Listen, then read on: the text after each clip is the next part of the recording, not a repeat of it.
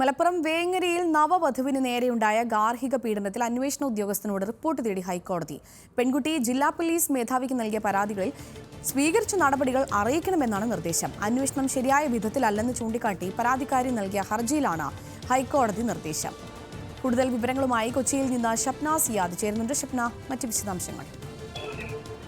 മലപ്പുറം വേങ്ങരയിൽ കഴിഞ്ഞ മെയ് മാസത്തിൽ വിവാഹിതരായ ദമ്പതികളുമായി ബന്ധപ്പെട്ട കേസാണ് ഇപ്പോൾ ഹൈക്കോടതി പരിഗണിച്ചത്. ഈ വേങ്ങരയിൽ നവവധുവിന് നേരെയുണ്ടായ ഗാർഹിക പീഡനം സംബന്ധിച്ച് അന്വേഷണ ഉദ്യോഗസ്ഥർ റിപ്പോർട്ട് സമർപ്പിക്കാനാണ് ഹൈക്കോടതി നിർദ്ദേശം നൽകിയത്.